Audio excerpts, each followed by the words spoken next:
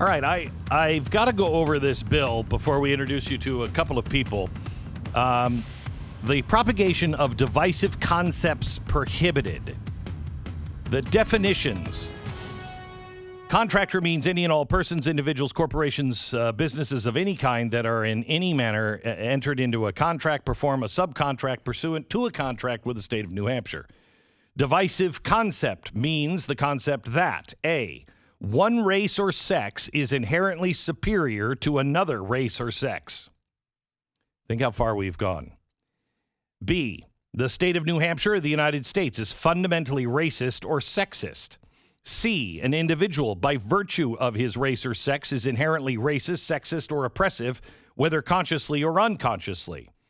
D, an individual should be discriminated against or receive adverse treatment solely or partly because his or her race or sex.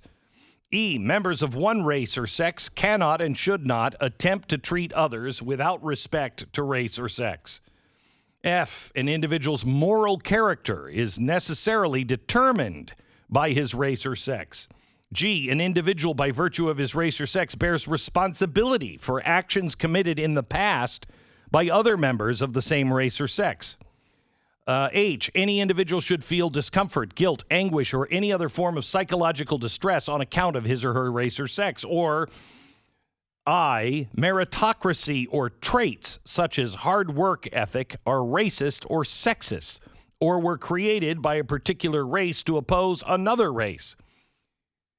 I could have read this to you 10 years ago and said, we're going to have to start passing bills like this, and they're going to be hard to pass 10 years from now, and you wouldn't have believed me. It's hard to believe right now. Where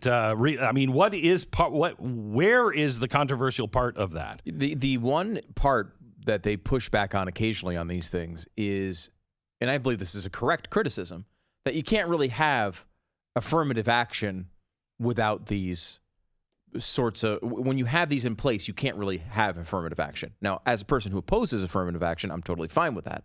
But like California ran into some of this when they had laws that really made it seem like you're not supposed to treat people differently because of their skin color, which is obviously supposedly a universal concept.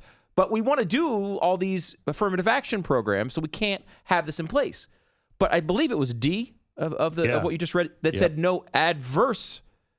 Can you read the wording of that one again? Yeah, D is an individual should be, if they're teaching, that any individual should be discriminated against or receive adverse treatment solely or partly because of his race or sex. So that's even keeping it open to positive treatment because of your sex or your race. Right. It's okay, essentially, to have affirmative action. It's not trying to take that issue on.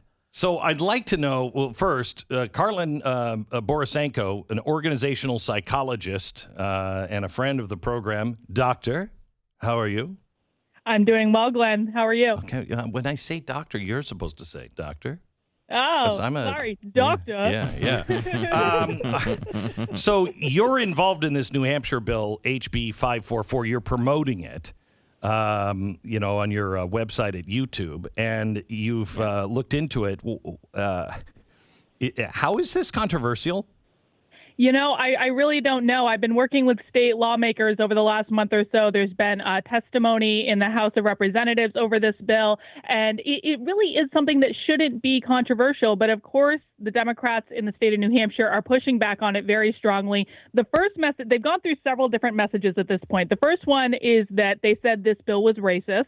Now, given the definitions you just read, I don't know how anyone can reasonably argue that.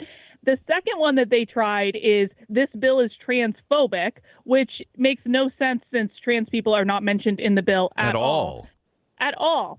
But the third one, and this is the one that seems to be sticking, is that they're saying that this bill infringes on free speech, which it blatantly... the irony there. Oh, my gosh. I know. And the fact of the matter is that this is the talking point that has stuck with some Republicans in my state, including my Republican governor, Chris Sununu, who is now listening to this Democratic talking point rather than listening to the Republicans in the House that are trying to pass this bill and to the voters who elected him. That is unbelievable. So what are Democrats on in lockstep on this, or are there some Democrats, like Bill Maher was over the weekend, saying this has got to stop? No, I mean, the Democrats are pretty much in lockstep. There might be one that might defect our way, but no, they're pretty much in alignment on this one. But what are the people that you know that are on the left? Not the politicians, the people that you know. Are they against this? I think that they've actually started to convince themselves that a concept like one race is not superior to another race is actually a racist concept. I really think that they have bought into this ideology. I don't understand it. I mean, the reading of the bill, just the plain language that you just read, is very, very clear in what you can and cannot teach. And for me, this is what I was taught growing up, that you don't treat people differently because of their race or sex. This is common sense. This is all common sense. This is all what we've been striving for. Had we done this at the beginning of the country, you wouldn't have had slavery. You wouldn't have had all the problems that we have right now. How is this bill bad? If this bill can't get passed, you reverse everything the civil rights movement tried to teach all of us. That's exactly right, Glenn. And a lot of people in New Hampshire think that this bill isn't needed in New Hampshire. But the fact of the matter is, this training is happening all over the place. It's happened at the University of New Hampshire. We just found out last week that the school districts in Manchester, New Hampshire, the largest school district, I believe, in the state, has done anti-whiteness training. It's happening in the Bedford schools. It's happening in the Concord schools. It's happening at Southern New Hampshire University. It's happening all over the place, right in front of people, and they still are convinced that something like this isn't necessary. Well, you are somebody that goes into organizations. You're somebody who goes into corporations and tries to help make those corporations better. I bet your business isn't going well, seeing that you won't be involved with critical race theory and are standing against it. But you know that businesses are having to do these. They're doing them all over the country. That's exactly right. And they're being forced into a position of doing them by their HR team and by their employees. And, I'll tell you what, is my training business going well? Not exactly, because as you said, I refuse to pander to this ideology. But I'll tell you what is going well is my coaching business, where I'm coaching executives through exactly how to deal with this in their organizations, because executives don't want to do it. And they feel like they're being forced into a position of needing to based on what their employees are asking of them. How do you do it? Quickly, because I've got to run. But how does an executive do it?